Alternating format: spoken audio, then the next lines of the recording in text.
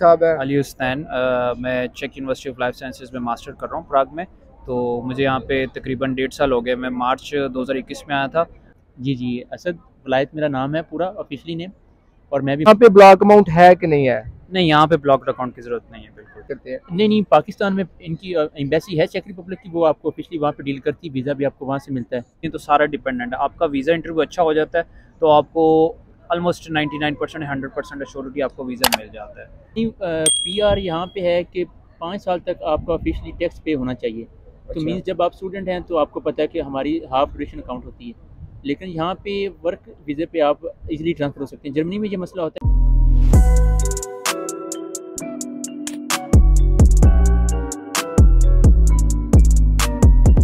अस्सलाम वालेकुम। Hello guys, आज हम प्राग में बैठे हुए हैं। चेक रिपब्लिक का कैपिटल है प्राग। मैं पहले भी यहाँ पे विज़िट कर चुका हूँ और आज मैं अपने दोस्त के साथ यहाँ पे विज़िट पे आया था और मेरे साथ कुछ पाकिस्तानी दोस्त हैं मेरे। अली साहब है। अली हुसैन। मैं चेक यूनिवर्सिटी ऑफ लाइफ साइंसेज में मास्टर कर रहा हूँ प्राग में। तो मुझे यहाँ पे तकरीबन 1.5 साल हो गए। मैं मार्च 2021 में आया था और अभी अगस्त चल रहा है। तो और मेरे दूसरी साइड पे जोया साहब है। जी जी, असद वलायत मेरा नाम है पूरा ऑफिशियली नेम। और मैं भी मास्टर्स ही कर रहा हूँ, तो हम दोनों इकट्ठे ही ऑलमोस्ट आए थे, लेकिन मैं दिसंबर में आ गया था 2020 में और ये 21 में आए थे। तो मैं भी मास्टर्स कर रहा हूँ। फैकल्टी हमारी सेम है लेकिन डिपार्टमेंट बस डिफरेंट थोड़े बहुत। अच्छा, मेरा सवाल जो है आप दोनों से है, क्योंकि मैं खुद जर्मनी में पढ़ता हूँ और जर्मनी का आजकल बहुत ही ज़्यादा जो है ना वो प्रोसेसिंग टाइम है और ब्लॉक अमाउंट भी है। और क्या आप मुझे थोड़ा सा इस बारे में बता सकते हैं कि फ्रीक्वेंट क्वेश्चन का आंसर दीजिएगा, क्योंकि वीडियो छोटी सी शॉर्ट बनाऊंगा, कि यहाँ पे ब्लॉक अमाउंट है कि नहीं है? नहीं, यहाँ पे ब्लॉक्ड अकाउंट की ज़रूरत नहीं है बिल्कुल। क्या यहाँ पे कोई बैंक स्टेटमेंट है या उस तरह का कुछ प्रोसेस है जैसे जर्मनी में आपको ब्लॉक अमाउंट शो करवानी पड़ती है 10,000 इस तरह का? नहीं, ब्लॉक्ड अकाउंट तो यहाँ पे नहीं, लेकिन बैंक स्टेटमेंट आपको शो करनी पड़ती है। जिस तरह साल का आपका वीज़ा लगेगा तो आपको यहाँ पे 1,10,000 चेक राउंड की इक्वल पाकिस्तानी अमाउंट जितनी भी बनेगी वो आपको पाकिस्तान में शो करनी पड़ती है बैंक स्टेटमेंट। अच्छा, और दूसरा सवाल कि यार मैं खुद फेमिलियर नहीं था कि चेक रिपब्लिक की एम्बेसी जो वो वहाँ पे डील करती है इस्लामाबाद में, या वो कहीं दुबई या किसी और कंट्री में डील करती है स्टूडेंट वीज़े को, जो पाकिस्तानी स्टूडेंट्स अगर अप्लाई करते हैं? नहीं, पाकिस्तान में इनकी एम्बेसी है चेक रिपब्लिक की, वो आपको ऑफिशियली वहाँ पे डील करती है, वीज़ा भी आपको वहाँ से मिलता है।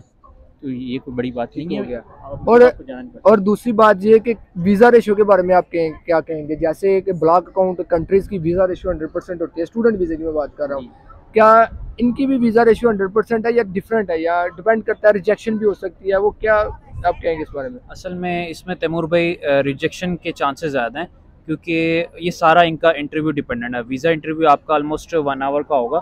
उसमें अगर आपसे कोई गलतियाँ मिस्टेक्स वगैरह हो जाती हैं तो सारा डिपेंडेंट है। आपका वीज़ा इंटरव्यू अच्छा हो जाता है तो आपको ऑलमोस्ट 99% 100% एश्योरिटी आपको वीज़ा मिल जाता है। अच्छा, दूसरी बात यह है कि आप लोग मास्टर्स के स्टूडेंट हैं यहाँ पे।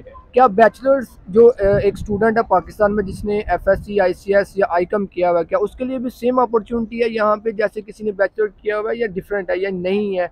या जैसे डच लैंग्वेज मानी जाती है जर्मनी में, अगर किसी ने बैचलर्स पे आना है तो इसके बारे में क्या कहेंगे? नहीं, उनके लिए भी अपॉर्चुनिटी सेम है। हाँ, ये है कि वो फर्स्ट जो प्रेफरेंस है वीज़ा की जो रेशो है वो PhD के लिए ज़्यादा है, फिर उसके बाद मास्टर्स के लिए, और फिर किसी ने बैचलर्स पे आना उसके लिए है। तो फर्स्ट प्रेफरेंस उनकी जो है ना वो पहले जो वीज़ा वो देंगे वो PhD वाले को देंगे। तो इसमें सिचुएशन है। अच्छा, और आज का जो वेटिंग टाइम है सबसे मेन प्रॉब्लम है जर्मनी में आने के लिए कि ये अपॉइंटमेंट नहीं मिलती, और अपॉइंटमेंट तकरीबन अब बहुत ज़्यादा डिले हो रहा है। तो यहाँ पे अपॉइंटमेंट का क्या सीन है? एम्बेसी अपॉइंटमेंट देती है या आपकी यूनिवर्सिटी अपॉइंटमेंट देती है, या किस तरह अपॉइंटमेंट मिलती है पाकिस्तान में? अपॉइंटमेंट तो आपको पाकिस्तान में जो चेक रिपब्लिक की एम्बेसी है वहीं से आपको ईमेल करनी पड़ती है, अपॉइंटमेंट आपको मिलती है।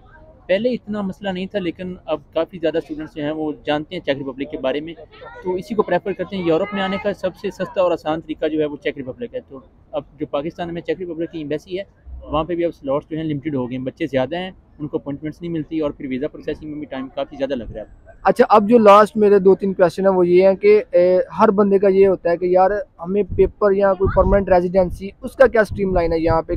जैसे जर्मनी में वर्क परमिट है और ब्लू कार्ड है, उसके बाद आपको PR मिल जाएगी, एक स्पेसिफिकली एक ड्यूरेशन है 18 मंथ का ब्लू कार्ड का, और PR जो वर्क परमिट उसके ऊपर 33 मंथ तकरीबन है।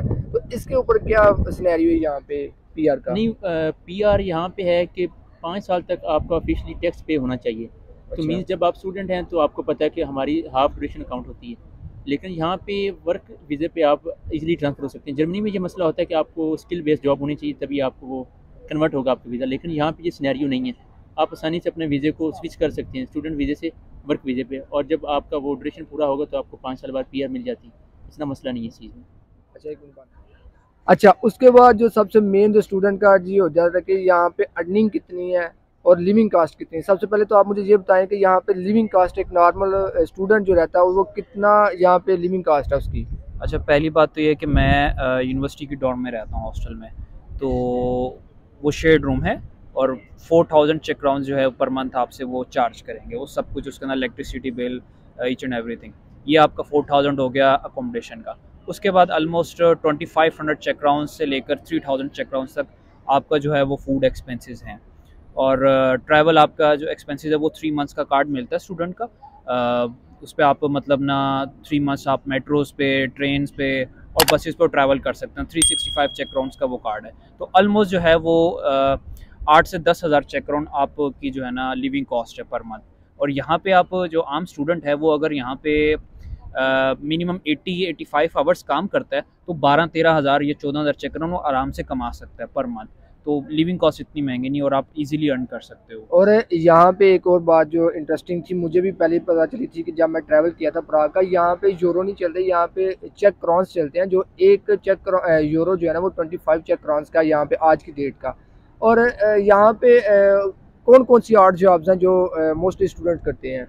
रेस्टोरेंट में जॉब ज़्यादातर स्टूडेंट्स करते हैं। KFC हो गया, मैकडॉनल्ड्स हो गया, बर्गर किंग है। इसके अलावा जो बाकी इंडियन रेस्टोरेंट्स हैं वहाँ पे ज़्यादा स्टूडेंट प्रेफर करते हैं, क्योंकि एक तो आपको फूड भी मिल जाती होती है और फिर वो फ्लेक्सिबिलिटी होती है। आप वीकेंड पे जॉब कर सकते हैं, आप वर्किंग डेज़ में आप अपनी स्टडी करें, लास्ट डे जो वीकेंड होता है वहाँ पे आप अपनी जॉब करें, तो ठीक हैंडसम अमाउंट मिल जाती है कि आपका गुजारा अच्छा हो जाता है। और दूसरी बात यह है कि जैसे जर्मनी में पब्लिक यूनिवर्सिटीज़ है मोस्टली 96-97%, तो वहाँ पे फ़ीस नहीं होती है। आपकी सेमेस्टर फ़ीस होती है, सेमेस्टर टिकट जिसको बोलते हैं, जिसमें आपकी ट्रैवलिंग टिकट होती है। यहाँ पे यूनिवर्सिटीज़ की फ़ीस है या यहाँ पे भी सेम जर्मनी की तरह फ़ीस नहीं है। अगर फ़ीस है तो कितनी है, एक मास्टर्स की कितनी हो सकती है पर सेमेस्टर फ़ीस, और बैचलर की कितनी हो सकती है पर सेमेस्टर फ़ीस। जी, यहाँ पे फ़ीस तो है, प्राइवेट यूनिवर्सिटी भी हैं उनकी तो महंगी होगी, तो अंडरस्टूड बात है। लेकिन जिस यूनिवर्सिटी में मैं पढ़ रहा हूँ, चेक यूनिवर्सिटी ऑफ लाइफ साइंसेज, वो उसमें ये है कि उसमें भी फ़ीस ज़्यादा है, लेकिन यहाँ पे उनकी जो गवर्नमेंट है वो आपको कुछ माफ़ करती है, स्कॉलरशिप में आप कह सकते हैं। जैसा कि मेरे डिपार्टमेंट की बात करें तो वो 40 से 45 हज़ार चेक अराउंड है पर ईयर की फ़ी, लेकिन मैं कितनी पे कर रहा हूँ, मैं 6,000 पे कर रहा हूँ। मीन्स के 3 साल के अंदर अगर मैं डिग्री कंप्लीट करता हूँ तो वो 6,000 मुझे पे करनी पड़ेगी। अगर 3 साल से मेरी डिग्री आगे इंक्रीज़ करती है, एक्सटेंड होती है, तो फिर मुझसे वो पूरी फ़ीस लेंगे, 40-45 हज़ार जो भी बनती है। अच्छा, तो इसके अलावा एक चीज़ ये भी समझ आ जाएगी, यहाँ पे फ़ीस भी है और आपको वो खुद पे करनी है और इतनी ज़्यादा नहीं है। तो यहाँ पे स्टूडेंट क्यों नहीं आते? लाइक जर्मनी के लिए वो इतना वेट कर रहे हैं, यहाँ पे भी आके तो आप जर्मनी के लिए जा सकते हैं अगर आपके पास ब्लॉक अमाउंट है। और मैं ये कहूँगा कि चेक रिपब्लिक एक बेस्ट ऑप्शन है उन लोगों के पास जिन लोगों के पास ब्लॉक अमाउंट के पैसे नहीं है। अगर आपके पास 10,000 11,000 यूरो नहीं है तो आपके लिए एक बेस्ट ऑप्शन चेक रिपब्लिक भी है। और यहाँ पे भी अर्निंग तकरीबन 1300-1400 यूरो जो है वो नॉर्मल, अगर जर्मनी में 1700 या 1800 यूरो स्टूडेंट कमा रहा है फुल टाइम पे, तो प्राग में 1300-1400 कमा सकता है एक आराम से स्टूडेंट, और उसमें लिविंग कास्ट भी कम है।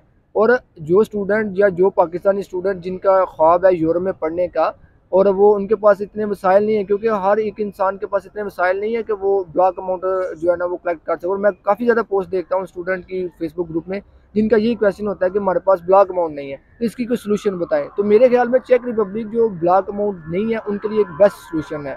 तो यहाँ पे जो मेरा लास्ट क्वेश्चन है कि अगर आप डिग्री करते हैं, यहाँ पे डिग्री कर लेते हैं, तो उसका कोई बेनिफिट आपको मिलता है पीआर के लिए, या उसका कोई बेनिफिट यहाँ पे रहने के लिए डिग्री कंप्लीट होने के बाद? डिग्री कंप्लीट होने के बाद ये एक लैंग्वेज बैरियर है यूरोप में। अगर लैंग्वेज आपको आता ही है तो यहाँ पे फिर आपका सर्वाइवल बहुत आसान है, आप पैसे भी अच्छे कमाएंगे, डिग्री की बेस पे आपको जॉब भी मिलेगी। अगर लैंग्वेज नहीं आती तो फिर कहना मुश्किल होगा कि डिग्री की बेस पे आपको किसी जॉब मिलेगी। अच्छा, जैसे यहाँ पे जर्मनी में अप्लाई करने के लिए फेसबुक ग्रुप बने हुए हैं, तो क्या आप लोगों ने भी कोई फेसबुक ग्रुप बनाया हुआ है, या क्या आप लोगों ने अपनी मदद आपके तहत गूगल पे सर्च की है यूनिवर्सिटीज़ और फिर अप्लाई किया और इस तरह वीज़ा प्रोसेस? क्योंकि जर्मनी के लिए, कनाडा और इनके लिए कुछ फेसबुक ग्रुप्स हैं जो बहुत ज़्यादा हेल्पफुल हैं। तो यहाँ पे कोई अगर ग्रुप है, कोई देखने वाला, अगर किसी ने कोई ग्रुप फेसबुक ग्रुप बता दें आप। जी, हमारा ग्रुप है पाकिस्तानी इन चेक रिपब्लिक ग्रुप है फेसबुक पे, और वो सारी आपको गाइडलाइन वहाँ से मिलेगी। जो भी आपको क्वेश्चन पूछना हो, आप सिंपली ये ना कहें कि आप कोई फ्री है मुझे ये बता, जो भी आपको चीज़ पूछनी है आप सिंपली वो ग्रुप में डालें, पोस्ट कर दें कि मुझे ये मसला है, यहाँ पे मुझे इन्फॉर्मेशन चाहिए, हेल्प चाहिए, तो कोई ना कोई बंदा रिस्पॉन्स करेगा आपको। ये कोई बजाय इसके कि आप किसी को मैसेंजर पे डिस्टर्ब करें वो करें, क्योंकि जब आप करेंगे पोस्ट करेंगे तो हर बंदे का डिफरेंट एक्सपीरियंस होता है। जब मैं 2020 में आया था तब सिनेरियो कुछ और था, तब एक ही उनकी ईमेल हुआ करती थी उनके लिए, वीज़ा के लिए भी, अपॉइंटमेंट के लिए भी, और जो लीगलाइज करवाते हैं डॉक्यूमेंट्स आप, अब वो डिफरेंट है।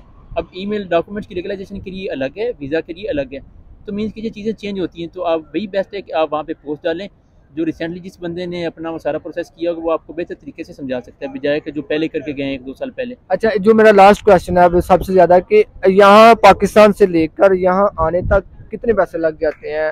अगर आप एक स्टूडेंट है मास्टर्स के लिए आना चाह रहा है, वो कितने पैसे लगाता है यहाँ पे आने तक, कितने पैसे लगते हैं उसके? इसमें तैमूर भाई डिफरेंट है। अगर जिस तरह मैं हूँ, मेरी भी जो फ़ीस है वो साल की 6000 चेक अराउंड पर ईयर है, तो फ़ीस आपको एडवांस देनी होगी, ठीक है। उसके बाद आपने अगर डॉक्यूमेंट्स वगैरह अपने करवाने हैं, वेरीफाई वगैरह, तो तकरीबन ये 10 से 15,000 का इसका ये आपका रुपए का खर्चा लगेगा। और जब आप वीज़ा अप्लाई करेंगे उसकी तकरीबन 20,000 पाकिस्तानी रुपए में वो फ़ीस लेंगे। उसके बाद जो है आपने अगर आपका वीज़ा इंशाल्लाह हो जाता है तो आपने लेनी है इंश्योरेंस 17,000। वो डिपेंड करता है, अगर तो आप अंडर 26 हो, बैचलर्स के लिए आ रहे हो या मास्टर, तो आप अंडर 26 हो तो वो इंश्योरेंस आपको 17,000 चेक राउंड की मिलेगी सब्सिडाइज। लेकिन अगर तो आप ओवर 26 हो तो आपको वो 25 से 30,000 चेक राउंड तक की लेनी पड़ेगी, जो कि पाकिस्तानी तकरीबन बनता है कोई 2.5 से 3 लाख, लगभग 2 से 2.5 लाख बनता है। तो ये और टोटल अगर आप खर्चा मिलाएं, टिकट का सारा कुछ, और एडवांस आपने जब यहाँ आएंगे तो आपने हॉस्टल का एडवांस भी देना है, 7-8 हज़ार चेक राउंड वो लेते हैं, और फिर पर मंथ जो है 4-4 हज़ार। तो टोटल अगर आप करें तो 4 से 5 लाख आपकी जेब में होना चाहिए ये पूरे ओवरऑल प्रोसेस के लिए। तो जो स्टूडेंट मुझे देख रहे हैं जिनके पास इतने मसाइल नहीं है, वो 4 से 5 लाख में यहाँ पे आराम से चेक रिपब्लिक में आ सकते हैं। और ये भी यूरोपीय यूनियन का कंट्री है और ये शेंजिंग भी है, और यहाँ पे आप पैसे भी कमा सकते हैं, और यहाँ पे वर्क परमिट भी आपको इजीली मिल सकता है किसी भी डोमेन में। अगर आपको ये वीडियो अच्छी लगी हो तो आप लाइक करें, सब्सक्राइब करें, और मेरी यही कोशिश होती है कि मैं जहाँ भी जिस भी कंट्री में ट्रैवल करूँ वहाँ पे स्टूडेंट के साथ मैं ज़रूर रहूँ और वहाँ पे उनके जो मसाइल हैं और जो बातें हैं वो बताऊँ। तब तक के लिए अल्लाह हाफिज़।